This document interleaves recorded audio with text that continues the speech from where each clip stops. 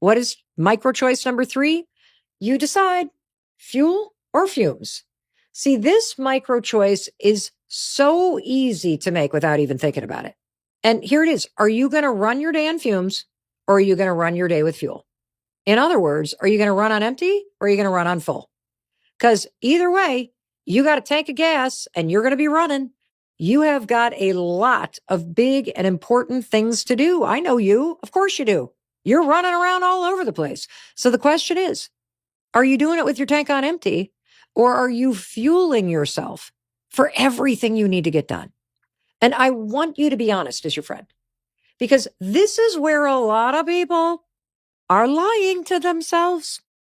I used to be one of them. I grew up in the generation where they always used to say when I was little, breakfast is the most important meal of the day. But then I go to college and I got a different message. You got to be skinny.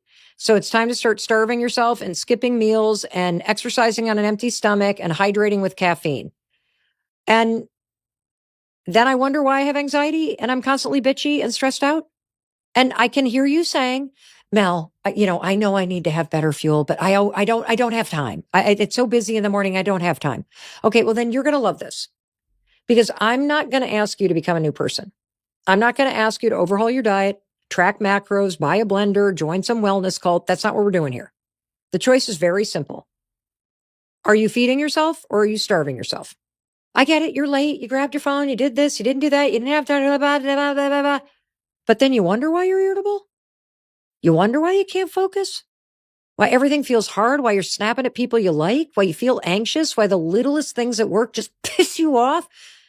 This choice, am I running on fumes or am I running on fuel, affects your entire day. And it starts when you wake up. So as I was getting ready to have this conversation with you, I was doing a bunch of research, and my friend, Dr. Nicole LaPera, who goes by the holistic psychologist online, she's extraordinary. She's brilliant. She's a New York Times bestselling author. Tens of millions of people follow her because she breaks down all kinds of psychology and research and teaches you how you can apply it to heal and improve aspects of your life. And she puts up this post, and it was a post about the importance of eating protein first thing in the morning.